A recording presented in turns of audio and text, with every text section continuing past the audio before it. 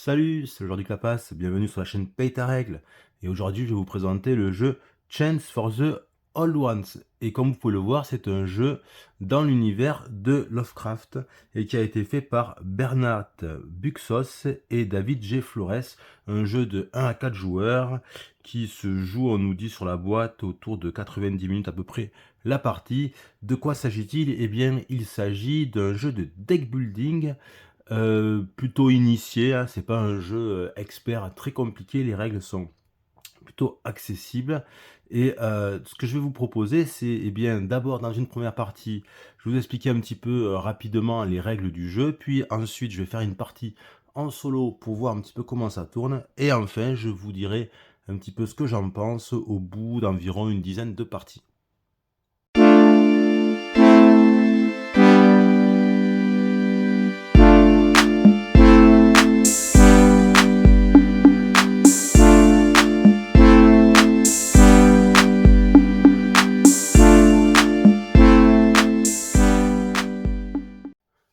Alors, de quoi s'agit-il? Eh bien, dans ce jeu, Chain for the Old Ones, dans l'univers, comme j'ai déjà dit, de Lovecraft, on va, cette fois-ci, et une fois n'est pas coutume, jouer non pas le rôle d'investigateur, mais on va plutôt rentrer dans la peau des méchants. On va jouer le rôle de cultiste, et plus exactement, carrément, d'un culte en entier. Et oui, dans ce jeu, on est un culte, et on va essayer de manigancer, et pour tout ça, pourquoi? Pour pouvoir invoquer un grand ancien. Alors, on a toute une panoplie de grands anciens disponibles. Il y en a 12. Donc, vous voyez, je vous les montre rapidement pour ceux qui connaissent, évidemment, Cthulhu. Mais on en a plein d'autres. Donc, on va devoir faire en sorte de parvenir à invoquer un grand ancien. Pour ce faire, on va agrandir notre culte en recrutant des cultistes qui sont ici. Donc c'est ça l'aspect deck building, hein. On va recruter des cultistes. On va aussi pouvoir invoquer carrément des monstres. Donc ici on a une pile monstres pour parvenir enfin à essayer d'invoquer un grand ancien. Et chaque grand ancien a ses conditions pour pouvoir être invoqué. Donc pour y parvenir, on va tout simplement collecter des ressources. On va avoir des jetons de sacrifice, on va avoir des jetons de pouvoir et on va avoir des jetons de connaissance. Le problème, c'est que en faisant ça, en agrandissant notre culte, eh bien notre culte va avoir de plus en plus d'influence et donc il va attirer au fur et à mesure des investigateurs qui sont dans ce jeu eh bien, la plaie pour nous. Donc ces investigateurs, ils sont là, donc c'est toutes les mêmes cartes, hein. Et en fait, ce sont des cartes mortes qui vont venir polluer notre deck. Donc on va devoir essayer de se débarrasser de ces investigateurs pour pouvoir tout simplement améliorer notre deck, le maximiser. Pour se débarrasser des investigateurs, eh bien, on va les faire dévorer par des créatures, mais à condition, bien évidemment, d'avoir réussi à invoquer des créatures. On va pouvoir aussi, pour améliorer notre deck, pour le purifier, on va pouvoir sacrifier nos propres cultistes. Ça va nous permettre, en fait, tout simplement d'éliminer les cartes, les petites cartes de départ, mais aussi ça permet de gagner des jetons sacrifices. Donc voilà pour le topo rapide. On va rentrer un peu plus maintenant dans le détail des règles avant d'entamer la partie solo. Alors dans ce jeu, les joueurs disposent d'un plateau personnel. Il est ici. Dans ce plateau personnel, on a deux ouvriers. Ils sont jolis, ils sont bien sympathiques. Et on a quatre temples, bien sympathique également. Et on a un petit lot de cartes de départ. On a 6 cartes de départ qui sont ici. Vous voyez. Alors comment est-ce qu'on fait pour jouer à notre tour de jeu? Eh bien on peut faire 3 actions. La première action, c'est agir. Elle s'appelle agir et elle consiste tout simplement à prendre un petit ouvrier, là on va dire plutôt une petite statue de cultiste, et à la placer sur le plateau dans un emplacement disponible. Mais pour le faire, il faut utiliser une carte. Donc c'est là qu'on va combiner carte et placement. Donc par exemple, si je veux placer une carte sur la ville de Kingsport qui est en bleu, eh bien je vais jouer une carte avec le symbole de Kingsport en bleu. Et je vais pouvoir placer mon cultiste soit ici, soit là, soit là, partout où il y a un K en bleu. Et ensuite, on réalise tout simplement l'action qui est afférente. Ici, c'est pour acheter des cartes. Ici, bon, c'est pour pour prendre des ressources ou faire des choses diverses et variées. Quand on veut acheter une carte, eh bien, on a le coût des cartes qui est ici. Donc, la ressource pour acheter des cartes, comme vous pouvez le voir, c'est du pouvoir et ça sera toujours du pouvoir. Et ensuite, on a ce que vaut la carte, la puissance d'invocation, son habileté, éventuellement. Donc, on joue une carte de la couleur, on se met à l'emplacement qui correspond à la couleur de la carte et on réalise l'action. Et si la carte a un petit pouvoir en bas, donc les cartes de base n'en ont pas, mais celle-ci, les autres en ont, eh bien on peut réaliser le pouvoir de la carte et on peut le réaliser avant ou après l'action, le pouvoir de la carte, aucune importance, on est libre là-dessus. Quand on fait l'action agir, on peut aussi jouer, vous voyez, ce type de carte, puisque tout à l'heure je vous montrais pour les cartes bleues, on va retrouver la même chose pour les cartes avec pour la ville en vert pour la ville d'Innsmouth et en rouge pour la ville d'Arkham. Mais on a aussi d'autres types de cartes, notamment celle-là, avec une icône de temple. Et bien tout simplement, c'est pour se positionner sur un temple, peu importe la ville. Quand on se positionne donc sur un temple, qu'est-ce qu'on fait après avoir joué des cartes avec l'icône temple, hein? Eh bien, on va pouvoir placer un temple sur un des emplacements. Donc, on prend un de ces temples de son plateau de jeu et on le place où on veut. Et ensuite, on va devoir sacrifier, puisque comme c'est un temple, on imagine qu'il y a une des personnes de notre culte qui va officier dans le temple à temps plein, si j'ose dire. Donc, on va devoir éliminer du jeu une de nos cartes, peu importe, hein, quand je dis peu importe, c'est-à-dire soit une carte qu'on a en main, soit une carte qui est dans notre défausse, soit même une carte qui est dans notre deck. Et à ce moment-là, si on veut éliminer une carte qui est dans notre deck, on la choisit, et ensuite on remélange bien son deck, évidemment, et la carte sort du jeu. Mais l'avantage, c'est qu'on a posé un temple, et quand on a posé un temple, on peut gagner ce que nous rapporte le temple. Ici, ça serait 2 jetons pouvoir, et prendre un petit jeton discrétion. Mais ce qui est intéressant, c'est qu'à force, chaque fois qu'on joue, qu'on se met sur le emplacement, si on a plusieurs temples, et bien chaque fois qu'on s'y met dessus, on va pouvoir gagner toutes les petites récompenses de tous les temples d'un seul coup. Vous voyez? Donc c'est sûr qu'à un endroit, si j'ai 3 temples et que je m'y positionne, évidemment, je ne vais plus créer de temples, hein, mais je vais gagner toutes les récompenses, et les 3 sortes de récompenses offertes par ce temple d'un coup. Donc c'est quand même super intéressant. Ensuite, comme carte, on a une carte avec cette icône de poignard, tout simplement, eh bien, c'est pour faire les actions qui correspondent au poignard, c'est-à-dire soit sacrifier un de ses propres cultistes, soit essayer d'invoquer une créature. Mais pour invoquer une créature, il y a des conditions. Par exemple, cette créature, pour pouvoir l'invoquer, il faut une puissance d'invocation de 5 et il faut 2 livres. Et ensuite, on la prend et on la met dans son deck. Alors évidemment, il y a des créatures qui sont beaucoup plus puissantes. Il y en a qui demandent une puissance d'invocation à 9. On ne peut pas avoir 9 avec une seule carte. Ce qui fait que on va pouvoir jouer plusieurs cartes en même temps pour pouvoir avoir le minimum de puissance d'invocation requis. Quand on fait ça, on a tout à fait le droit. Vous voyez, par exemple, ici, je serai à 5. Mais ce qu'il faut savoir, c'est que la petite habileté qu'il y a ici, eh bien, on ne peut l'utiliser que pour la première carte. C'est-à-dire que, si, bon, celle-là, elle n'en a pas. Mais je regarde vite fait, voilà, si je prends celle-là, voilà, on imagine. Eh bien, je vais ne pouvoir utiliser que la capacité de la première carte visible. Les autres cartes, en fait, elles vont venir juste en ajout de puissance d'invocation. C'est tout, je ne pourrai pas utiliser leur petit pouvoir. Et enfin, cette carte, c'est une carte un petit peu particulière. On ne la joue jamais pendant son tour de jeu, on va toujours la jouer en réaction quand on fera les autres actions. En fait, pour faire simple, c'est pour éviter de prendre une carte investigateur dans son deck. Voilà, donc ça c'était pour l'action agir. Donc chaque fois que je fais l'action agir, en fait, c'est, hein, je répète une dernière fois, c'est je joue une carte avec l'icône correspondante et je me place sur l'emplacement de cette icône-là dans un endroit de mon choix sur le plateau. Sinon, ce qu'on peut faire également, c'est l'action reprendre. Alors l'action reprendre, c'est une action qui consiste tout simplement à reprendre les cultistes qu'on a sur le plateau, donc ces petits ouvriers, les ramener sur son plateau personnel. Alors quand on fait ça, en fait, le problème, c'est que on va attirer des investigateurs. C'est-à-dire que chaque fois que je vais reprendre un cultiste, que je l'amène sur mon plateau, poum, je vais me prendre une carte investigateur qui va venir polluer mon deck. Ok? Sauf si, il y a deux conditions, sauf si j'ai un petit jeton comme ça. Et à ce moment-là, je peux le dépenser et je ne prends pas de carte investigateur. Mais ces petits jetons de discrétion, on appelle ça des jetons de discrétion, on peut en avoir maximum 2 à la fois sur le plateau.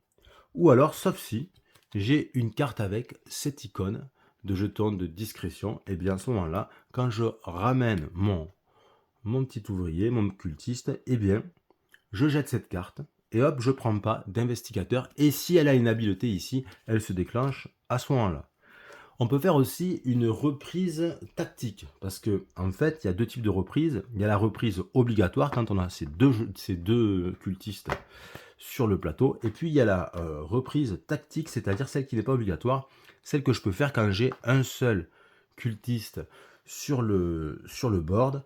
À ce moment-là, je peux, plutôt que de jouer celui-ci, de le mettre sur le board, je peux décider de faire une reprise tactique. Qu'est-ce que je fais? Eh bien, je vais tout simplement prendre mon meeple de ma statuette de cultiste, la mettre ici.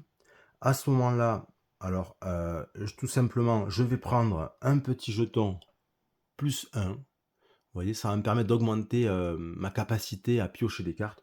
Je le mets ici, donc je pourrais piocher une carte supplémentaire à mon prochain tour. Et ensuite, je vais ramener le cultiste qui se trouve sur le plateau de jeu selon les mêmes règles que la reprise obligatoire. Donc je le ramène, je me prends une carte investigateur si j'ai pas de jetons ou si j'ai pas de cartes comme ça qui permettent de l'éviter. Et ensuite, le deuxième cultiste qui était ici, que je venais de positionner ici, je le remets sur les cases de départ, prêt à être utilisé. Donc voilà, ça c'est l'action reprendre. Donc on peut l'utiliser de deux façons différentes. Et puis ensuite il y a l'action de repos. Alors là c'est tout simple, l'action de repos. Si par exemple, alors c'est tout simple. Il faut absolument, pour faire mon action de repos, il faut absolument que j'ai mes deux statuettes de cultistes sur le board personnel. Ok, si elles sont sur le board personnel, je peux le faire, sinon je ne peux pas le faire. En quoi ça consiste? Eh bien tout simplement, je vais jeter ma main de cartes, je la jette, et je vais prendre une nouvelle main de cartes. Je vais repiocher dans mon deck, c'est tout. Quand je fais l'action de repos, ce que je peux faire, je peux décider d'échanger une de mes cartes contre une carte que j'avais éliminée du jeu, une de mes cartes que j'avais éliminée du jeu, à condition que ce soit une carte de départ. Et oui, on peut essayer de reprendre des cartes de départ qu'on avait pourtant éliminées du jeu. Dans ce jeu, c'est possible. Ça peut être intéressant dans certaines circonstances, ça peut même être vital dans certaines circonstances. Le but de faire tout ça, c'est tout simplement de réaliser les conditions inscrites au bas du grand ancien qu'on aura pioché, qu'on aura choisi. Et dès qu'on peut faire ça au début de son tour, dès qu'on remplit les conditions au début de son tour, on le dit et on a gagné. Donc vous voyez, quand on joue un multi, c'est un jeu de deck building, mais aussi de course, puisque c'est le premier à réaliser son objectif qui est caché, qui va invoquer le grand ancien correspondant et qui gagne la partie. Quand on joue en multi, il y a 3 modes de difficulté, on va dire. Le mode de difficulté débutant, c'est de commencer directement avec 2 jetons de discrétion sur son board. Le mode intermédiaire, c'est un seul.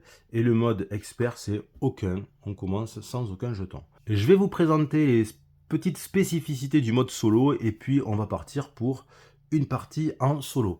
Alors, pour le mode solo, il y a 3 niveaux de difficulté. Moi, j'ai décidé de jouer en intermédiaire, on va dire en double intermédiaire. Pourquoi? Parce que déjà, je vais jouer avec un seul jeton de discrétion.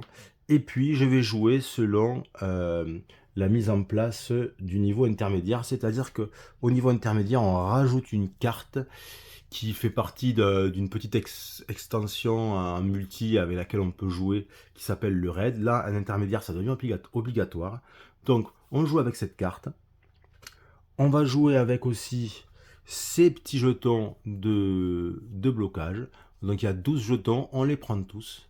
Et en fait, c'est des jetons qui vont venir bloquer des endroits au fur et à mesure. Si jamais, chaque fois que je me prends un investigateur, eh bien, je vais devoir mettre un jeton de blocage. Et puis, si jamais j'ai plus de jetons de blocage, je perds la partie. Pareil, si jamais, alors en solo, on joue à un niveau intermédiaire, on va jouer avec 12 cartes investigateurs. Sinon, en multi, c'est 3 cartes par joueur. Donc là, je vais jouer avec les 12 cartes investigateurs. Si jamais je dois en piocher et que je peux plus en piocher, pareil, je perds la partie. Et si jamais je ne peux plus jouer de cartes parce que j'ai plus d'emplacement, les cartes ne correspondent pas, eh bien j'ai aussi perdu la partie. Alors en solo, il y a des petites choses qui changent par rapport au multi.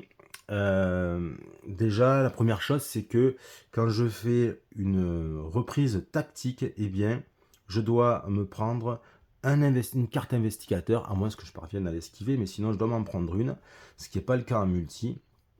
Et puis, ce qu'il y a aussi, c'est que quand je fais l'action se reposer, et qu'on met ces bonhommes ici, en fait, j'avais oublié de le dire tout à l'heure, mais bof, c'est une petite manip qui sert pas à grand chose, hein, mais quand on fait l'action se reposer, eh bien, l'action se reposer, elle est payante en solo. On la paye 2 jetons pouvoir. Cette petite carte là, avec ces 3 petits pions là d'investigateur, comment ça marche? Eh bien, chaque fois que je vais faire une action reprendre, je vais devoir mettre un petit jeton ici, tout simplement. Et quand la piste, elle est pleine, eh bien, automatiquement, je dois me prendre une carte investigateur que je ne peux pas esquiver puisque c'est pas dans le cadre c'est pas un effet de reprise, c'est le fait que la piste soit pleine. Ensuite, on vide la piste et on recommence. Donc chaque fois qu'il y aura 3 jetons investigateurs, pim, une carte investigateur supplémentaire va venir pourrir mon deck. Donc on va commencer, ce que je vais faire déjà, c'est que je vais remélanger un petit peu les decks. Je vérifie que j'ai bien 6 cartes perso. Là, je vais remélanger les cultistes. En fait, on a un gros paquet de cultistes et tout simplement, on va le diviser en 3 paquets de taille identique. Donc en fait, il y a 12 cartes cultistes sur chaque emplacement. Voilà. On va faire celui-là aussi. Et on va faire pour les monstres aussi. Bon, après, je ne vous ai pas tout expliqué dans les règles, vous allez le voir pendant la partie. Et puis, pour commencer, évidemment, il va falloir piocher 2 grands anciens et on va choisir un des 2. Allez, celui-là, et on va dire, allez, celui-là. Alors, à qui je vais avoir affaire? Alors, soit à Astur, soit à Yog-Sothoth. Et là, on choisit, donc je vais vous expliquer un petit peu comment ça fonctionne.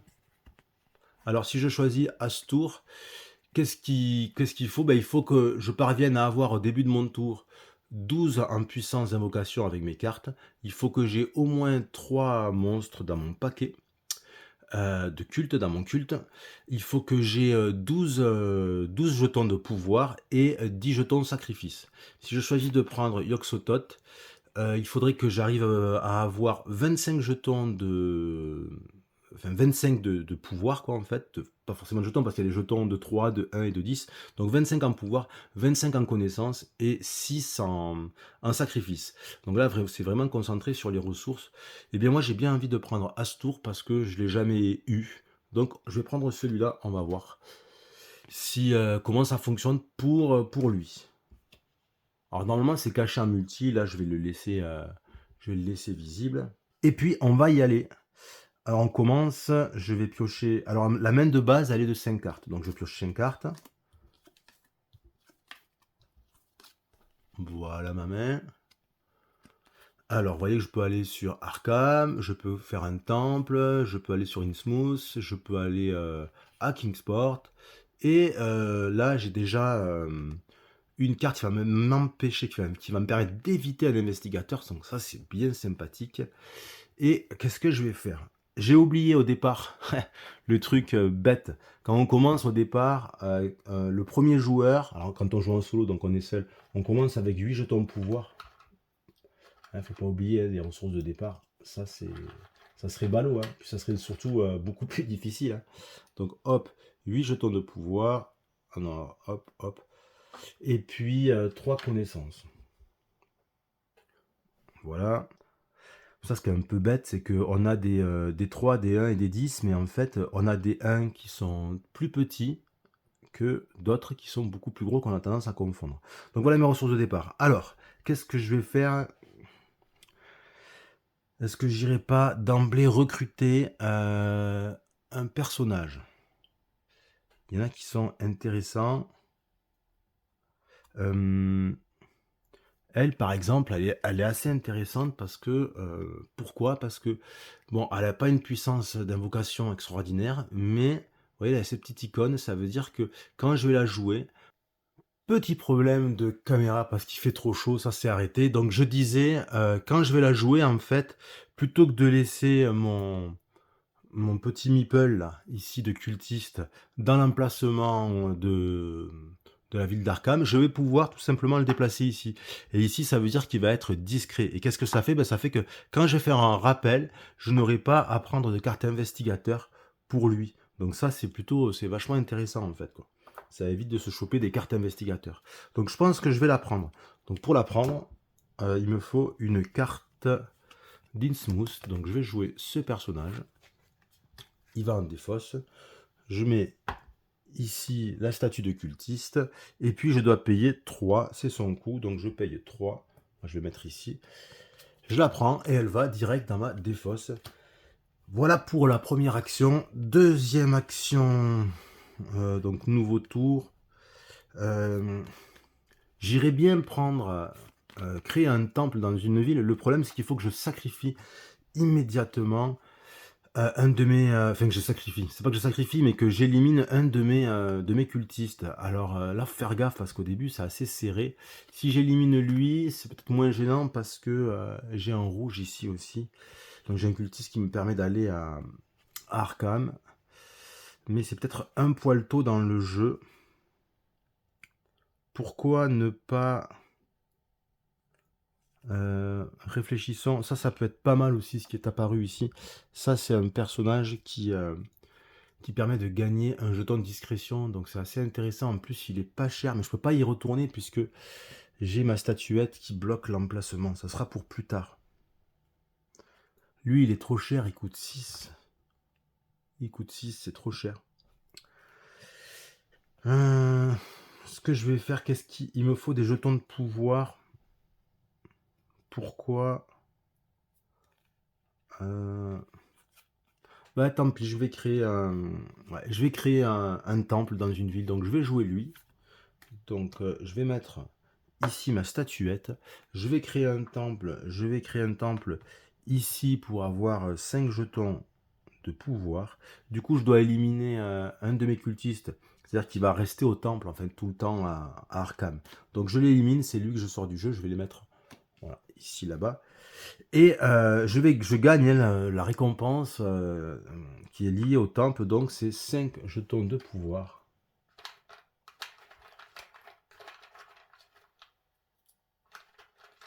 Toujours galère à prendre ces jetons de pouvoir. Voilà, parce qu'on les confond là-bas. En fait, ils ont fait un beau rangement. Le problème, c'est que on a tendance à confondre. Il n'y a pas de différence de taille entre les 3, les 10, les 1. Enfin, il y en a une, mais pas toujours. Si je le mettais comme ça, peut-être, j'y verrais mieux. Ouais, avec ça, comme ça, dans ce sens. Ce sera plus pratique. Voilà. Ici, on va voir ce que ça donne. Donc là, j'ai fait mes 2 actions agir. Donc là, je suis obligé de faire un reprendre. Donc pour faire ce reprendre, eh bien tout simplement, je commence une action reprendre. Dès que je commence une action reprendre, je mets un jeton ici. Ah, il ne se passe rien pour l'instant. Ensuite, je vais les rappeler. Donc je vais rappeler celui-ci. Donc il vient ici. Je dois prendre une carte investigateur et placer un jeton blocage. Mais en fait, je ne vais pas le faire. Pourquoi? Parce que je vais jouer cette carte. Et avec cette petite icône, elle me permet de ne pas prendre l'investigateur et donc ne pas bloquer un emplacement. Ensuite, je vais rappeler celui-ci. Et là, cette fois-ci, je vais utiliser ce jeton de discrétion. Et du coup, je ne me suis pas pris de carte investigateur pour le moment. Ensuite, je peux jeter une carte, une seule que j'ai en main, avant de refaire ma main de cartes. Eh bien, moi, je vais rester comme ça. Donc, je vais reprendre 5 cartes. Donc, 2. Et là, c'est vide. Donc, comme dans tout bon jeu de deck building, vous savez ce qui se passe. On remélange et on va piocher jusqu'à avoir son max de cartes, c'est-à-dire 5. 3, 4 et 5. Ah ben tiens, elle est montée. Super. Mmh, j'ai bien envie de la jouer, Nadeza Zhukova, de la jouer. Ça peut être intéressant, surtout que, lui, a une puissance de 3, il est assez cher. Il me faut du livre en même temps, parce que là, j'aime bien, il me faut du monstre, donc il me faut du livre pour avoir lui, il demande 9 livres, donc il faudrait que j'aille prendre du livre. Du livre.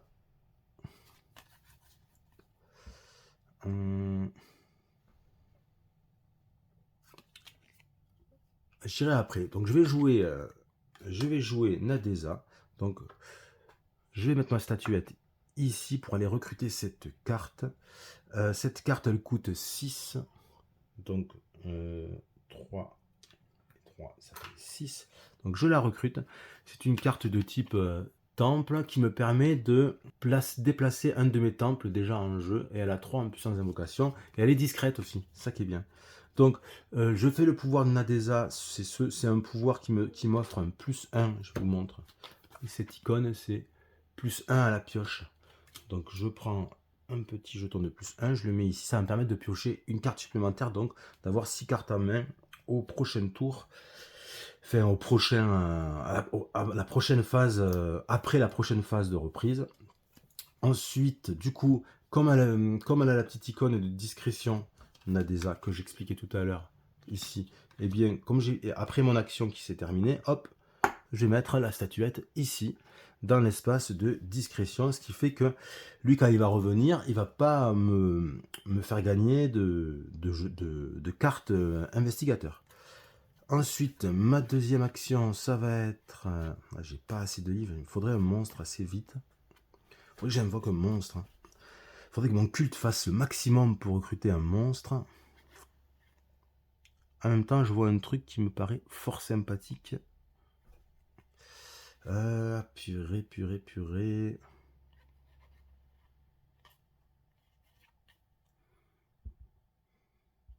J'aimerais bien prendre du livre.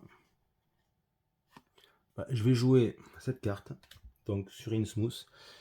Je vais me positionner là-bas, tout simplement pour gagner 3 livres. Voilà, je passe à 6 livres et il m'en faut... Pourquoi je voulais... Oui, je cherchais sur Astur, mais non, c'est pas Astur qui nécessite des livres, c'est lui là. C'est l'horreur de Dunwich.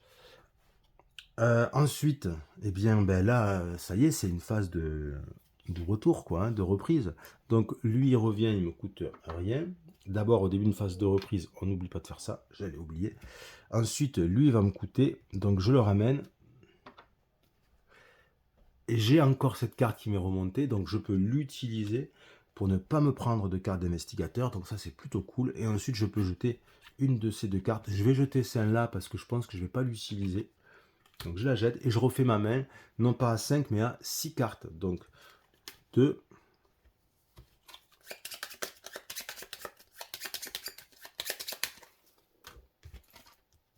3, 4, 5 et 6.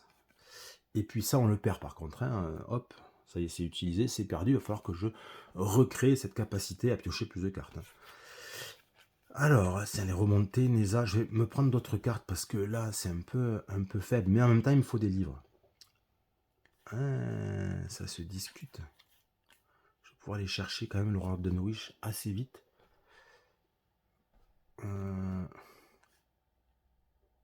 Ouais, j'ai bien envie de refaire ça. Je vais faire ça. Donc, je joue à Innsmouth. Je vais encore chercher 3 livres.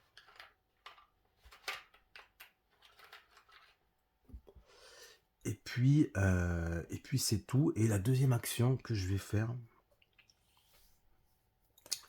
je vais peut-être au final jouer l'invocateur. Donc l'invocateur, il me faut 6 et 9 livres. Les 9 livres, je les ai. Donc j'ai 2.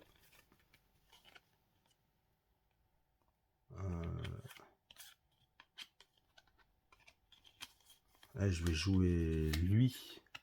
Donc ça fait 2, ça fait 5. Et je vais jouer lui. Hop, comme ça. Vous voyez? Donc ça fait 2, 3, 4, 5 et un 6. Ça, je ne peux pas l'utiliser comme capacité. Ça serait plutôt voilà, comme ça qu'il faudrait les mettre pour que vous compreniez. Il n'a pas de capacité, donc OK. Les autres, on ne peut pas utiliser leur capacité, 6 et 9 livres. Donc je vais faire ça. Donc j'y vais dessus, hop, je vais dessus. Je peux y aller puisqu'il y a le couteau. Et du coup, les 6 c'est bon, et les 9 livres c'est bon aussi, ils sont là. Donc ça part en défausse, et je prends cette carte. Donc là, vous voyez, je viens de gagner l'horreur de Dunwich, je l'ai invoqué. Donc mon culte a invoqué cette fameuse horreur, vous voyez.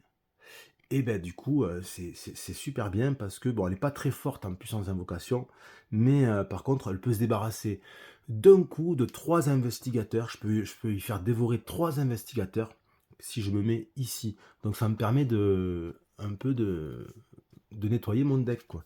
Donc pour le moment, j'en ai pas, mais c'est en prévision parce que c'est un peu inévitable de se prendre des investigateurs. Donc là, j'ai fini. Du coup, oui, là, le problème, c'est que, le problème, il y en a plusieurs, là. C'est que, je vais commencer une phase de reprise. Je mets mon 3e pion. Hop, il y a 3 pions. Donc, du coup, je me prends un investigateur, mon premier investigateur. Ça, en vide. Et ensuite, j'ai rien pour me prémunir. Donc, ça, alors ça revient ici. Je me prends un investigateur et je dois bloquer un emplacement. Quand je bloque un emplacement, comment ça se passe? Si c'est un emplacement d'ici là, vous voyez, de la zone violette, je peux placer le jeton de blocage n'importe où. N'importe où, donc je vais peut-être le placer, tiens, ici, là-bas c'est bloqué. Et pour celui-ci, hop, il revient encore investigateur. Et bien là, cette fois-ci, le jeton de blocage, je suis forcé de le mettre à Innsmouth, où je veux à Innsmouth, c'est-à-dire soit dans le temple, soit sinon sur les emplacements d'Innsmouth, avec le I vert. Hum, Je vais peut-être bloquer ici parce que ça c'est un emplacement qui permet de dépenser 2 livres pour à la fois éliminer un investigateur de son deck et gagner un jeton discrétion. Moi avec ce que j'ai, avec la créature que je viens d'invoquer, je pense que je vais peut-être pas avoir besoin de cet emplacement. Et en même temps, j'ai pas envie de bloquer ça parce que ça, vous voyez, cet emplacement, celui-là et celui-là, ces trois-là, c'est les emplacements qui permettent en payant, qui permettent d'enlever les jetons de blocage qu'on avait mis auparavant. Donc ça peut être une assurance vie quand même de garder ça de dispo, quoi. Ça tout simplement, ça se paye en connaissance. Ici, ça se paye en pouvoir et ici en sacrifice. Mais sinon, mis à part la ressource utilisée, c'est la même chose, c'est-à-dire enlever un jeton de blocage et gagner un jeton de discrétion. Donc du coup, mine de rien, là, eh bien, je viens de me prendre 3 cartes investigateurs d'un coup sec. Sachant qu'il y en a 12 dans le paquet, donc il en reste plus que 9. Ça peut aller vite si on ne fait pas attention. Du coup, est-ce que je jette une carte? Ouais, j'ai bien envie de jeter cette carte. Ouais. Et puis je vais prendre, allez, 5 cartes en main, donc 2.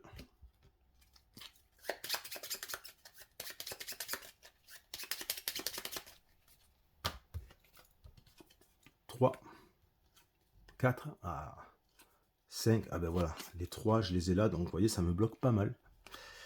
Ça c'est assez pénible, donc ce que je vais faire c'est que je vais jouer celle-ci, hop, je vais jouer Nadeza, je vais faire aller, ce personnage pas mal là, parce que, il est pas mal celui-là, ouais, j'ai pas assez, donc je vais aller prendre des pouvoirs, jetons de pouvoir. Ouais. Lui il est pas mal parce qu'il fait gagner, son habilité c'est de gagner 2 jetons de pouvoir et 2 connaissances. Donc, oui, j'oublie pas la discrétion, donc ça va ici. C'est toujours ça de gagner. Et puis, en deuxième, là, vous voyez, je peux pas jouer, je peux rien faire, donc je vais être contraint de réaliser une reprise dite tactique. Donc, la reprise tactique, ça consiste tout simplement ce pion à le mettre ici. Je me prends, ça c'est propre mode solo, un investigateur. Alors, déjà, c'est une reprise. Alors, je recommence. C'est une reprise tactique, mais même si elle est tactique, ça met une reprise. Donc, dès qu'il y a une reprise, on met ça là. Donc, je mets la statuette ici. Je me prends un investigateur, sauf si j'ai de quoi l'éviter. Est-ce que j'ai de quoi l'éviter? Oui, j'ai cette carte avec la petite icône. Donc, du coup, c'est bon. Je me gagne le +1 pour piocher. Et je fais revenir lui qui ne me nécessite pas de me protéger des investigateurs puisqu'il est discret, donc il revient discrètement dans le culte. Et enfin, celui-ci revient en position initiale et c'est bon. Là, on n'a pas le droit de jeter des cartes investigateurs de sa main. Tout à l'heure, je disais quand on refait sa main, dans le cadre d'une action de reprise, on peut jeter une carte qu'on a en main, mais pas une carte investigateur, on se les garde. Donc là, je vais piocher jusqu'à avoir 6 cartes, puisque j'ai un plus 1. Donc 4, 5, 6. Et ça part. Donc vous avez vu, impeccable, ce qui vient de se passer. Ici, c'est que j'ai fait monter le roi Dunwich. Donc je vais faire ça immédiatement. Je me mets ici. Et là, en fait, je vais pouvoir gagner un jeton de sacrifice par investigateur dévoré. Donc je joue celle-ci. On voit ici qu'il y a un 3, ça veut dire qu'elle en dévore 3. Mais elle n'a pas de pouvoir particulier. Sinon, vous allez me dire, c'est déjà pas mal, effectivement.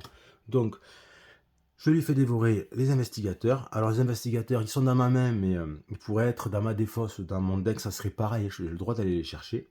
Donc c'est éliminé, et pour chacun, je me prends un jeton de sacrifice. Impeccable, donc je me gagne 3 jetons, et ça tombe bien, puisque il faut que j'arrive à en avoir au moins 10 pour pouvoir invoquer à ce tour. Donc du coup, on avance un petit peu sur les objectifs. On continue. Ce que j'aimerais bien faire, ce serait...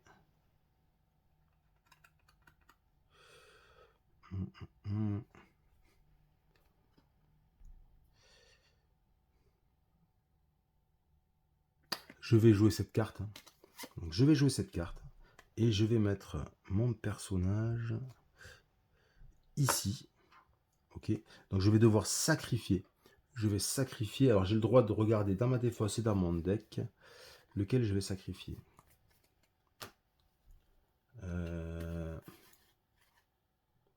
J'ai bien envie de sacrifier.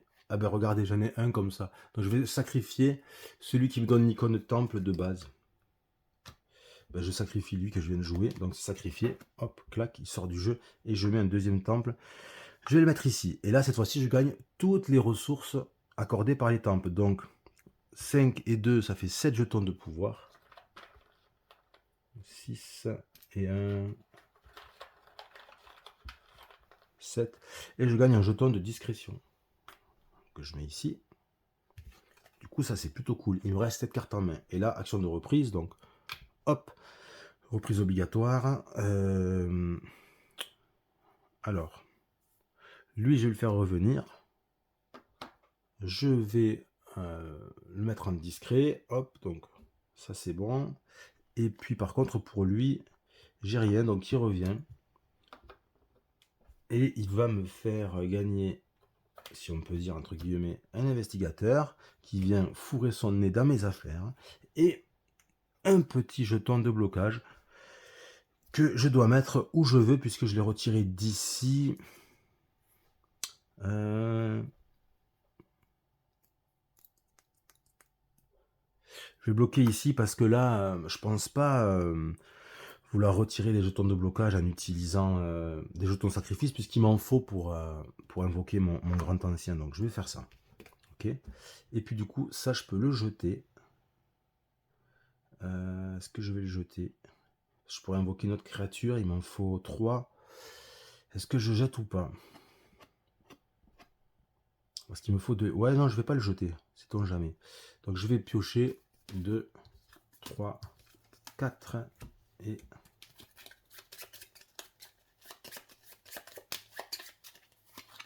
Et un 5.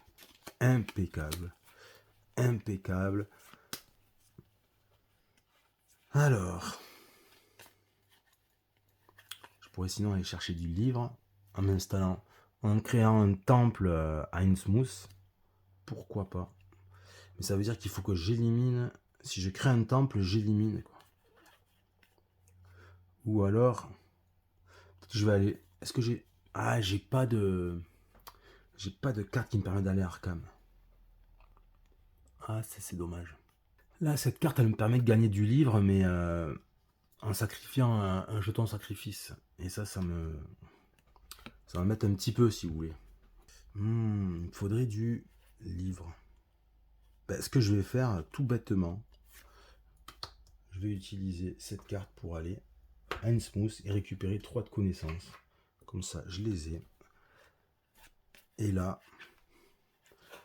je peux déjà, d'ores et déjà, aller prendre ça. En plus, il me donne du livre, lui.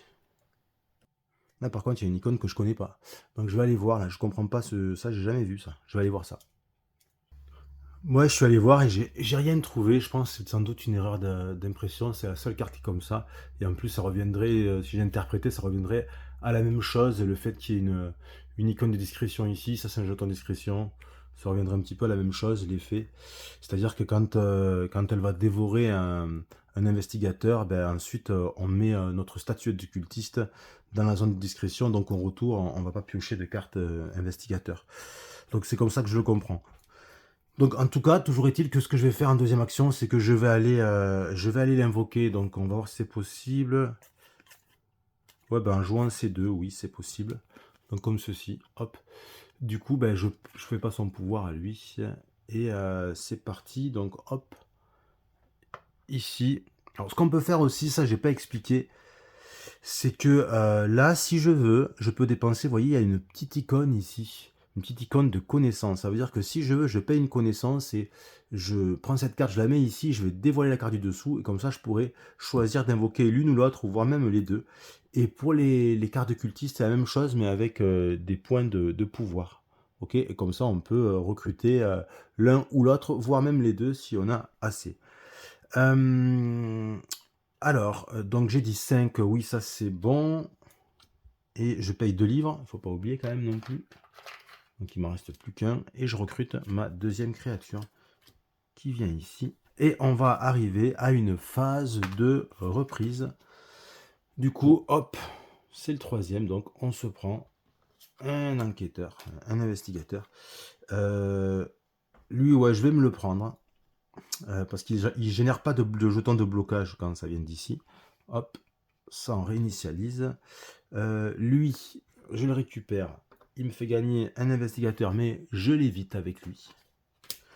Et en revanche, le deuxième, je peux rien y faire. Donc je vais me prendre l'investigateur et un jeton de blocage que je vais mettre. Où est-ce que je vais le mettre? Parce que mine de rien, ça se remplit. Ah là là, où est-ce que je vais le mettre? Je vais peut-être le mettre ici. Voilà, donc je pourrais plus aller sacrifier mes propres membres du culte. Et puis ensuite, cette carte, est-ce que je la jette ou pas?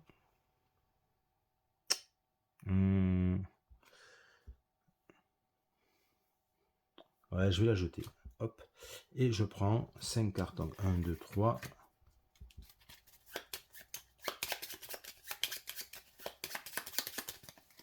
4, 5. Vous voyez, ça se joue bien quand même. Hein. Ça se joue super bien. C'est quand même, c'est fluide. C'est sympa, quoi. Donc là, j'ai 2 cartes investigateurs. Et ben écoutez, hein, ils vont aller... Ouais. Allez, c'est parti. Donc je joue mon Horar Dunwich. Je mets ici. Ça va dévorer. Ça va en dévorer 2. Donc qui repartent. Et je gagne 2 jetons de sacrifice. Et je passe à 5 jetons de sacrifice. Plus que 5, la moitié. La deuxième action. Eh bien, je vais jouer Nadeza. Mais alors, je vais la jouer ok, mais je vais la jouer où? J'ai le choix entre 4 emplacements. J'ai bien envie de... Ah, celle-là, elle m'intéresse. Celle-là, elle m'intéresse, elle vaut 6. Ouais, je la prends. Elle me fait gagner du livre et de la... Ouais. Et du pouvoir, ouais, ça m'intéresse. Donc, hop, je joue ici. Immédiatement, pour pas oublier son pouvoir, je me mets 1 plus 1. Je paye 6. Et puis je prends cette carte. C'est vraiment sympathique. Vous voyez, c'est pas mal ça. Et puis c'est bon, donc un retour, enfin une reprise. Ici, lui il revient, non pas lui, pardon. J'ai joué Nadeza, pardon, Nadeza. Après avoir joué Nadeza, hop, à l'option discrétion. Donc lui, je le reprends sans rien. Et lui, je le reprends. Et du coup, je peux l'éviter grâce à mon personnage de départ qui est ici. Donc il est utile celui-là. Il faut pas l'éliminer tôt lui. Il faut essayer d'en avoir un autre. En fait, tous, il faut essayer de les éliminer les cartes de départ, les cultistes de départ, quand on a l'équivalent, quand on a acheté une carte avec la même icône. Allez, c'est parti. Donc 6, 1, 2, 3, 4, 5 et 6. Ok. Et ça part. Un troisième monstre qui me fait gagner du livre aussi. Ça peut être pas mal. Et qui a l'icône de discrétion, mais c'est pas mal du tout ça. Ben, je vais le jouer. Hein. Donc je vais jouer lui. Que je mets ici. Je vais éliminer cet investigateur. Je gagne un jeton sacrifice. Il me fait gagner un livre en plus. Donc c'est vraiment chouette.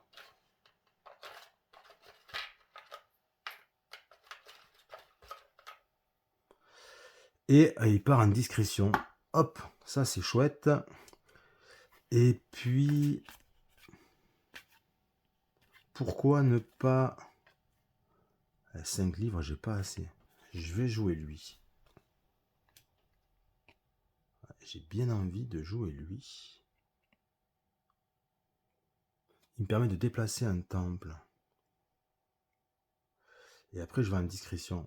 Regardez ce que je vais faire. J'ai bien envie de faire ça. Ouais, donc je le joue. Donc lui, je le mets ici. Ok. Je décide de déplacer mon temple. Donc je vais prendre ce temple, je le mets ici. Et ensuite, j'active l'emplacement. Donc du coup, je vais me gagner les 4 livres. Vous voyez, ça c'est sympa. Je gagne les 4 livres. D'un coup, j'ai pu avoir du livre. Et comme il a une icône de discrétion, eh bien lui non plus. Hop, c'est un ninja. Il est très discret, il fait attention. Aucun investigateur ne l'a repéré. Il va pouvoir revenir dans le culte sans avoir attiré l'attention des investigateurs. Donc maintenant, c'est fini. Donc je vais mettre un jeton ici. Je rappelle les deux, mais du coup, tout est impeccable. Il va falloir quand même que j'attire quand même des investigateurs pour les faire dévorer par mes créatures. Hein. Pour pouvoir monter en termes de sacrifice, il me faut plus de sacrifice que ça quand même. C'est quand même pas mal thématique, j'aime bien ça. Alors là, je peux jeter une carte. Laquelle Laquelle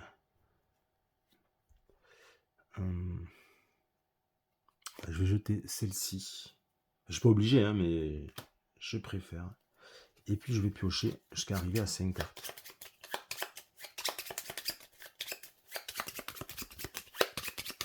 Allez, 2, 3, 4, 5. C'est ici. Qu'est-ce qu'on a de beau? On a celle-ci qui est bien sympathique.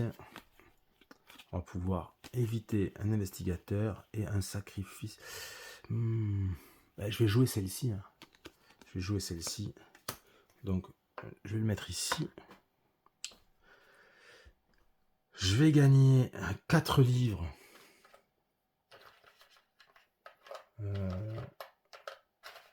Ah, c'est chiant, c'est jeton 1. Voilà, 4 livres. Et je vais gagner... Je pourrais créer un temple maintenant, mais j'ai pas... Ah, j'ai pas envie d'épurer là. Non. Et je vais gagner ce qui me rapporte, c'est-à-dire 2 pouvoirs. Alors, je vais en prendre 3, j'en jette un. Et 2 livres encore. J'en prends 3, j'en jette un. Je suis pas mal en termes de livres. Je suis à 9, 10, 11, 12. Et en pouvoir, 9, 10, 11. Je suis plutôt pas mal. Il m'en faut 12 là pour à ce tour. En fait, j'ai l'impression que... Après, peut-être qu'en termes de puissance d'invocation, c'est pas encore ça parce que j'ai pas acheté beaucoup de cartes. Mais pour le reste, ça va être bon déjà. J'ai l'impression que c'est plutôt assez facile hein, pour l'instant.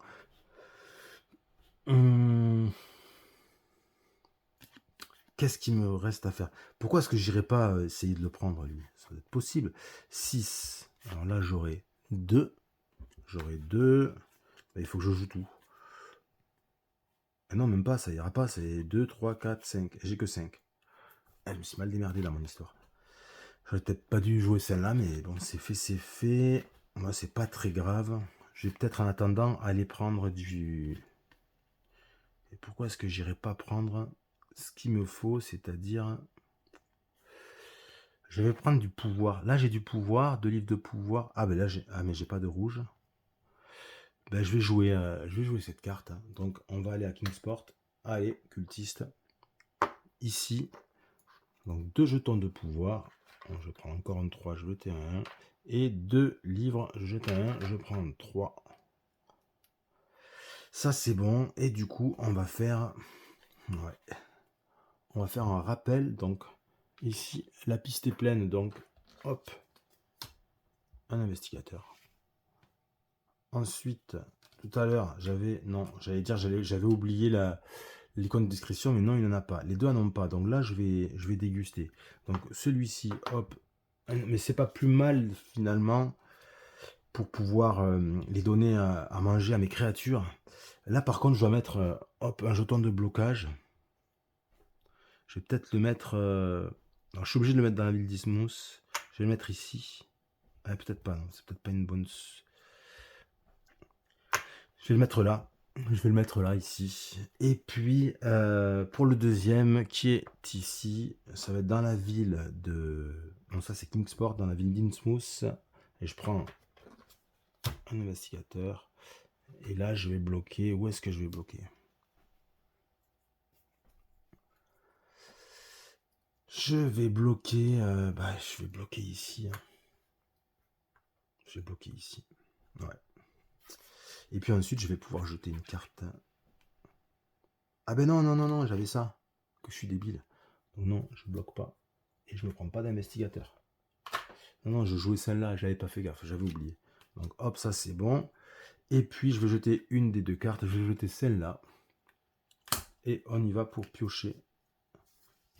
Donc 1, 2, 3, 4, 5, ben, celle qui me restait. Voilà ce que j'ai. J'ai mes deux. Est-ce que j'élimine les deux d'un coup avec lui ou est-ce que j'élimine... Ou est-ce que j'élimine... J'en élimine qu'un.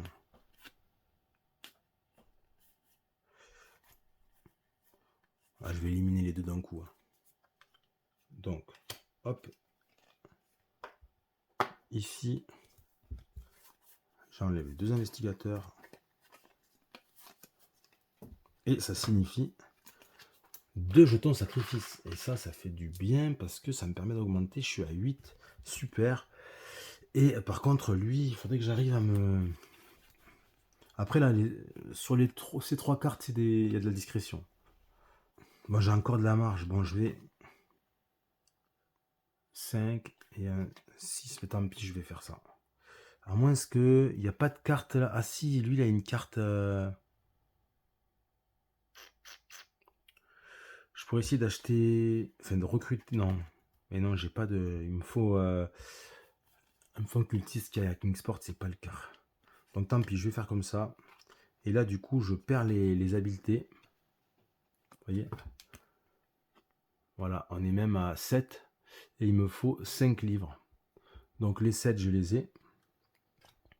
Alors, je mets mon bonhomme ici. Les 5 livres, là, je les ai largement. Et je recrute. Du coup, Migo. Du coup, il va me rapporter 2 livres quand je le jouerai. C'est quand même pas mal. Allez, après avoir recruté Migo, il ne nous reste plus qu'à faire un tour de reprise. Donc, on met un petit jeton ici. Je récupère... Est-ce que j'ai rien? J'ai rien pour me protéger. Donc là, clac. C'est un investigateur. Et c'est un jeton de blocage que je peux mettre où je veux. Je vais le mettre ici. Et ensuite, lui, je le récupère. Un autre jeton de blocage que je mets là aussi où je veux. Je vais devoir aller essayer d'en enlever. Hein. Où est-ce que je vais le mettre celui-ci? Où est-ce que je vais le mettre? On va dire ici. Ah, ici, je sais pas, ici, c'est peut-être pas une bonne idée. Je vais le mettre là-bas. Ouais, je vais le mettre là-bas, il va falloir que j'en enlève. Hein. Il me reste plus que cette carte. Cette carte, est-ce que je la jette? Ben non, je vais la garder en main. Hein. Je vais la garder en main et puis je repioche à 5 cartes. Voilà. Donc j'en ai déjà 1, 2, 3, 4, 5. Voilà ce que j'ai obtenu. Bien, je vais... Là, je me concentre sur les créatures et sur les... Mais les 3, je les ai. Les 3, je les ai. Il me faut des jetons sacrifice. Donc ce que je vais faire, c'est que je vais jouer celle-là. Hop. Donc je me mets ici. Je vais éliminer cet investigateur. Donc je me prends un jeton de sacrifice. Et normalement je suis à 9. Attends, non. 1, 2, 3, 4, 5, 6, 7, 8, 9. Ouais, c'est ça, 9. Et elle est discrète, donc. Poup, ça c'est la bonne nouvelle. Et ensuite, je crois pas que j'en ai des... Je me rappelle plus. Je sais plus, je crois pas que j'en ai. Donc, qu'est-ce que je vais faire ici? Je vais peut-être... Si j'allais recruter, ça peut être pas mal d'aller recruter.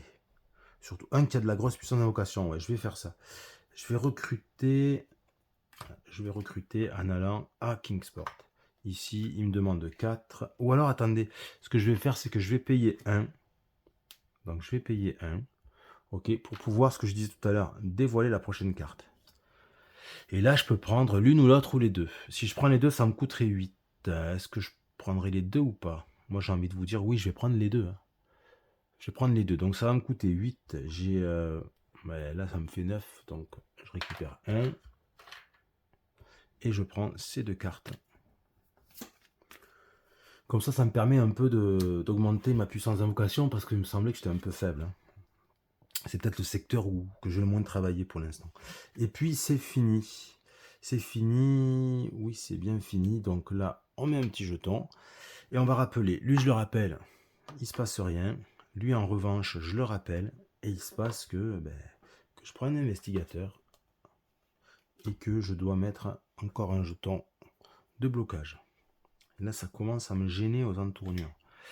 Celui-là, je ne veux pas le bloquer parce que ça permet d'avoir une pioche à plus 2, donc de piocher 7. Et je vais en avoir besoin quand je vais vouloir essayer d'invoquer à ce tour.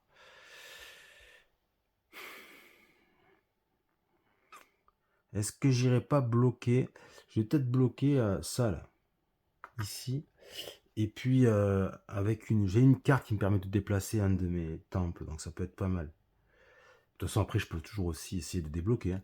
Donc, on en est là. Laquelle je vais jeter? J'ai pas envie d'en jeter une. Hein. Oh non, non, les deux sont bien. Donc, je pioche à 5.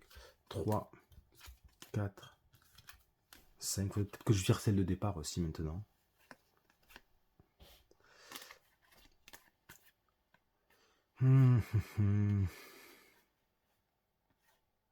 Bah tiens, justement. Je vais jouer celle-là. Ok. Donc, je me mets ici. Je décide d'abord de faire son habileté. Donc, je déplace. Je vais déplacer en le mettant ici. Et du coup, j'applique. J'applique. Je pourrais créer... Ah, je vais même créer un temple. Je vais même créer un temple. Ouais. Je vais créer un temple. Donc, je crée le temple ici. Donc, on est vraiment... mon culte est vraiment concentré à Arkham. Je décide de sacrifier cette carte. Et puis, donc, je ramasse tout. Donc, je vais ramasser 5 et 3, ça fait 8, 9, 10. Donc, 10 jetons de pouvoir. Je prends un 10 direct. Un jeton de discrétion. Ça, c'est toujours sympathique. Et un plus 1 pour ma pioche de cartes de tout à l'heure. Donc, ça, c'est plutôt pas mal. Et en plus, il est discret. Donc c'est vraiment opération 100% win. Là. Et puis... Et je pourrais même m'y remettre avec ce combo. Comme il est parti, poum poum. Je pourrais le refaire.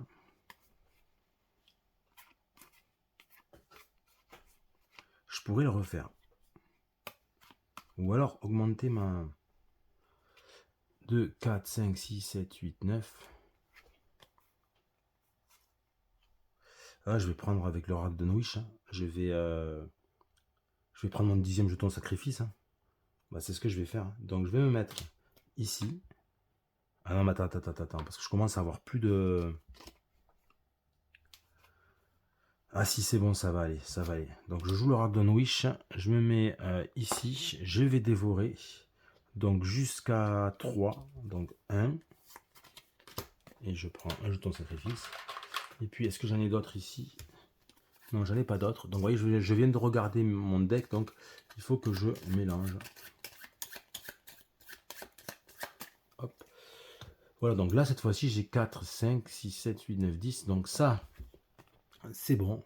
Les 12, c'est bon. Les 3 monstres, c'est bon.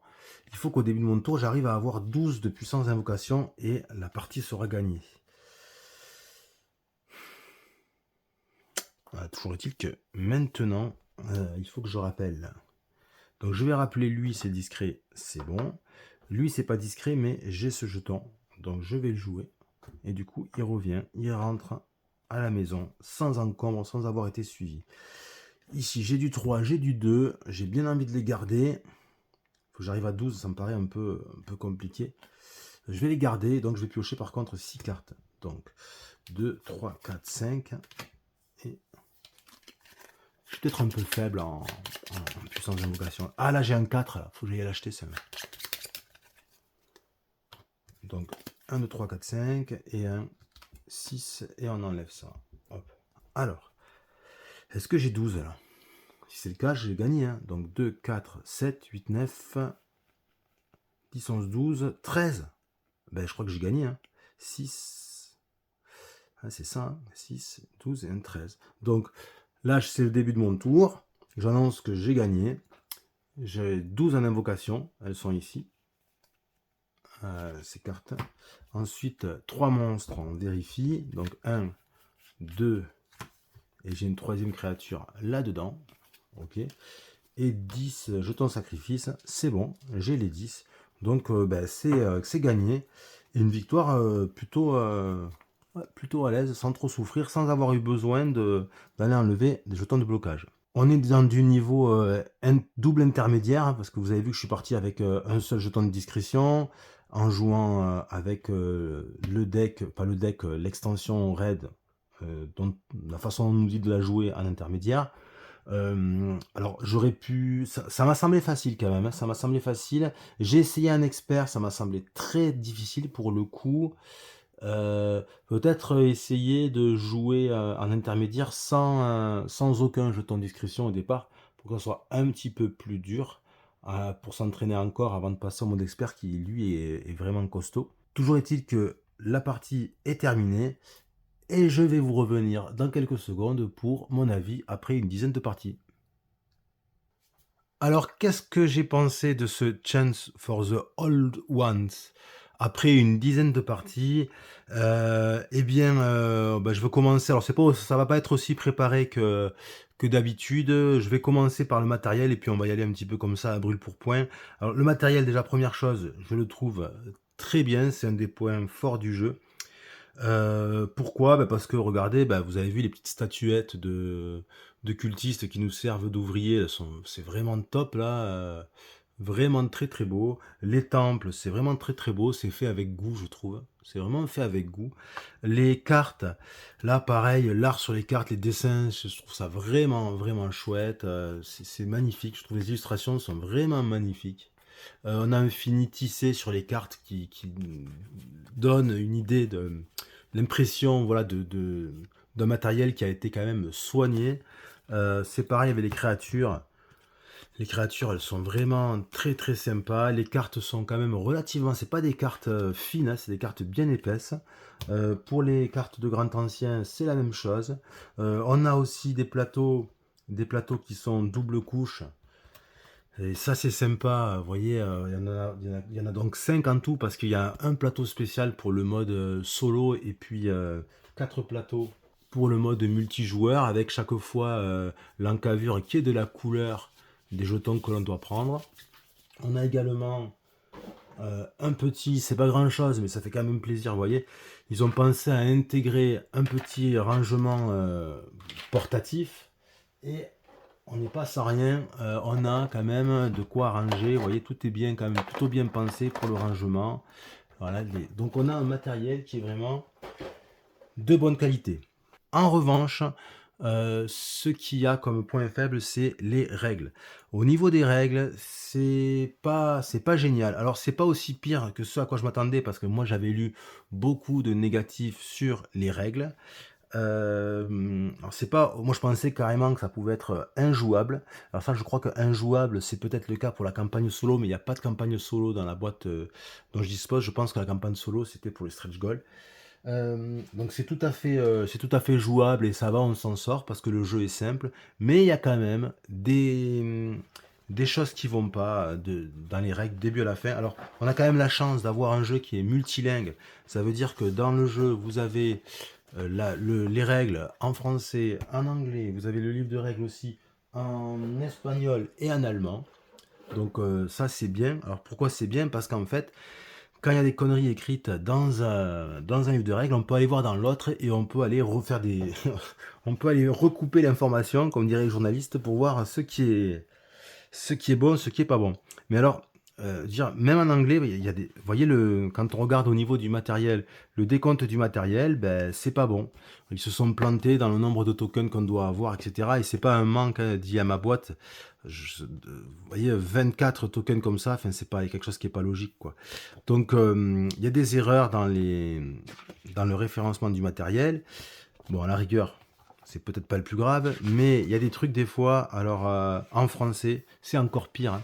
En français, la traduction, elle est vraiment mauvaise, et on se retrouve avec des choses qui nous induisent en erreur. Bon, il y en a plein des choses, je vais pas reprendre tout un par un, mais il y en a une qui est rigolote, c'est ici.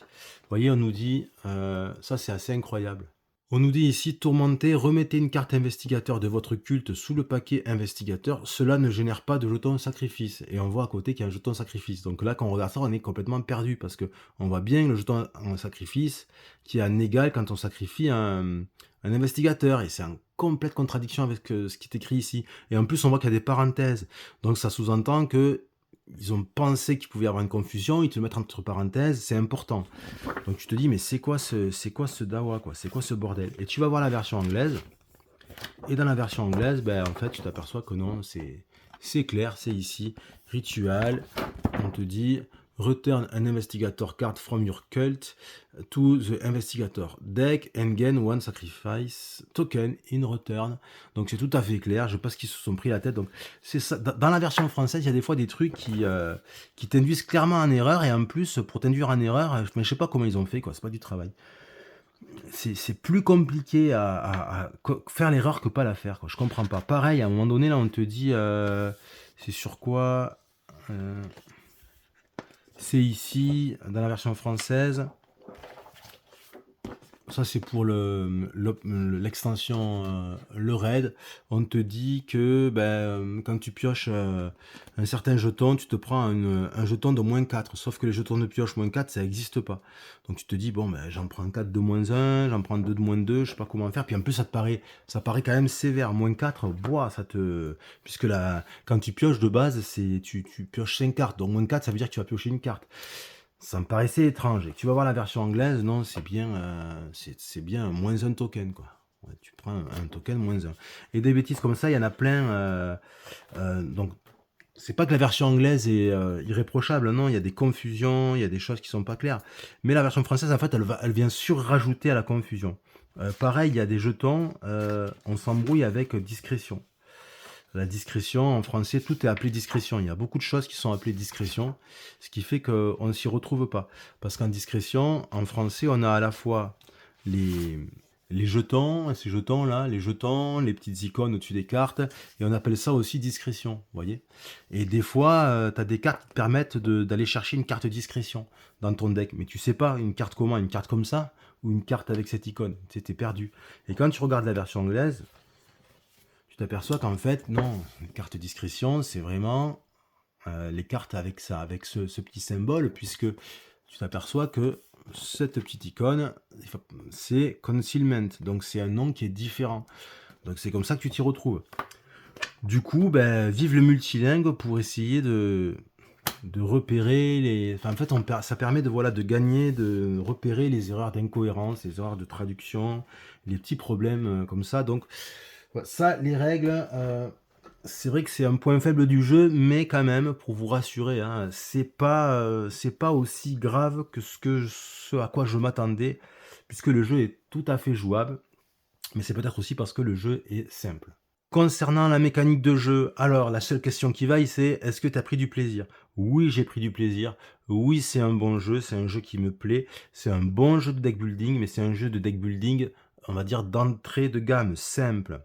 C'est pas un jeu de si vous êtes expert des jeux de deck building, je pense pas que ce jeu-là va correspondre à vos attentes, à moins que vous recherchiez un jeu de deck building plus léger, de niveau, on va dire, intermédiaire. Et si c'est ce que vous recherchez, si vous commencez avec les jeux de deck building ou si vous avez l'habitude, mais vous voulez quelque chose de plus rafraîchissant et de facilement rejouable, de facilement sortable, allez-y, c'est vraiment très plaisant, c'est très agréable à jouer.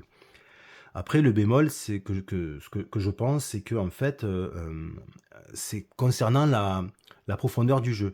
Est-ce que c'est un jeu qui va être, très rejouable, avec une grande richesse? Alors là, je sais pas, j'en suis pas certain parce on est face à un jeu, on a peut-être rapidement le sentiment d'en avoir fait le tour, mais en même temps, on a affaire à un jeu qu'on peut sortir très facilement, qui procure, un plaisir immédiat et qu'on peut jouer avec un grand nombre de personnes. Même des gens qui sont pas très joueurs, ça se sort quand même assez facilement. Donc voilà, suivant où vous vous mettez la jauge, si vous voulez un jeu de deck building très profond, très rejouable, non. Si vous voulez un jeu de deck building pas très compliqué, mais qui est un vrai jeu de deck building, qui fait bien le travail et que vous pouvez ressortir souvent, facilement et avec, pour jouer en solo ou pour jouer avec tout le monde, c'est un bon jeu, qui est fait pour ça, quoi. Un bon jeu de deck building, ouvert un petit peu à tout le monde, facilement sortable, facilement explicable. Ça, c'est vraiment son grand point fort, une fois évidemment qu'on a traversé, les règles et les petites confusions qu'il peut avoir, à droite à gauche avec les règles, notamment en fait avec les icônes, mais ça se fait. En conclusion, ce que je vais dire, c'est que Chance for the Old One, c'était un mystère pour moi. Ça y est, maintenant, son année plus un, je l'ai découvert. Eh bien, j'ai découvert un bon jeu de deck building qui n'aura pas la profondeur, sans doute, d'un Imperium ou d'un Apex, mais c'est un jeu dont je sais que je vais pouvoir y jouer facilement, le ressortir facilement en famille avec des gens qui ont envie de jouer, de découvrir la mécanique du deck building sans se prendre la tête. Voilà, c'était le joueur du Clapas. J'espère que ça vous a plu et moi je vous dis ciao ciao, à bientôt.